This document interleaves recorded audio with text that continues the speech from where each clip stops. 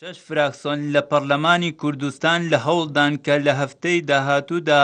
ماوەی کارکردن بە یاساکانی بەرەنگاربوونەوەی تیرۆر و یاسای بەکرێدانی خانوبەرە ماوەکانیان کۆتایی دێت. ئەمە لە کاتێکدا کە پەرلەمانی کوردستان پەک خراوە و توانای دەرکردنی یاسا و هەموارکردنەوەی یاساکانی نییە و بۆشاییەکی یاسایی دروست بووە. دوو یاسا لە ئێستاە وا دەکەیان لەم ماوەیە لە 15 حوت و هەروە لە 16 حوتاوا دەکەیتەوە دەبێت کە دوو یاسای گرنگین پەیوەندیدارە بەلایەنی ئەمنی ولایەنی کۆمەڵاتی لە هەرێمی کوردستانە، ئەویش یاسای تیرۆرە لەگەڵ یاسای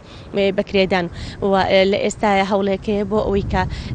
ئەنجومنی شورا وا دەکەیت درێژکاتەوە، بەڵام دەرچوونی یاساکان و وادە درێژکردنەوە و تعدیل هەمووی لە دەست سەلاحەتی پەرلەمانایە و ئەمەشیش گرفتێ دروست ناکات دواتر بۆ دادگاکان لەبەری بۆشایی یاسایی دروست نابێت لەبەروی بەدیلێک هەیە، ئەویش یاسا سزادانی عراقیە و ئەتوان دادگاکان کار بە یاسا سزادانی عراقی بکەن بۆ تیرۆر و هەروەها بۆ یاسای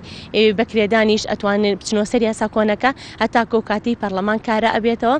هاوکات شەش فراکسیۆنەکە پێیان وابوو لە ئێستادا هەوڵێک هەیە بۆ درێژکردنەوەی یاساکە و نووسراوێکمان ئاراستەی ئەنجومەنی شورای هەرێم کردووە کە درێژکردنەوەی هەر یاسایەک یان ڕاگرتن و هەموارکردنەوەی تەنها و تەنها لە دەسەڵات و تایبەتمەندی پەرلەمانی کوردستاندایە، هەر لایەک یان هەر دەستگایەک بڕیار بدات دەچێتە چوارچێوەی بڕیاری نایاساییەوە. ئێمە لە بەیاننامەکە ڕامانگەیاندە و لێرە شەوڕای دەگەێنینەوە کە مەجلیسی شورا دەسەڵات و تایبەتمەندیەکانی ئەوە نییە کە بێدڕا لەسەر ئەو یاسایانە بدات، چونکە دانانی یاسا و هەمواری یاسا و درێژکردنەوەی یاسا و ڕاگررتنی یاسا ئەمانە هەمووی ئەلفوبێ یاسایەکە لە اختصاص و لە دەسەڵاتی پەرلەمانی کوردستانە، چونکە پەرلەمانی کوردستان دەستگایەکی موسسەیەکی دەستوریە بەدیلی نییە. هاوکات لە بەیاننامەکەی شەش فراکسیۆنەکەدا هاتووە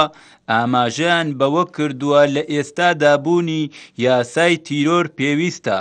بەڵام ئەم بۆشایە و چەندین بۆشایی یاسایی و سیاسی دەرهاویشتەی پەکخستن و لەکارخستنی پەرلەمانە، بۆیە چارەسەرکردنی پێویستی بەکاراکردنەوەی پەرلەمان هەیە، نەک دۆزینەوەی بەدیلی نایاسایی و داواش دەکرێت لەوە زیاتر دەسەڵاتی یاسادانان لەکەدار نەکرێت تا ئەو کاتەی پەرلەمان کارا دەکرێتەوە کار بە یاسای سزادانی عێراقی بکرێت ژمارە 111 ساڵی 1969 لە جیاتی یاسای تیرۆر وەک چارەسەرێکی کاتی. شاخەوان عەبدوڵڵا، بادینان سات، سلێمانی.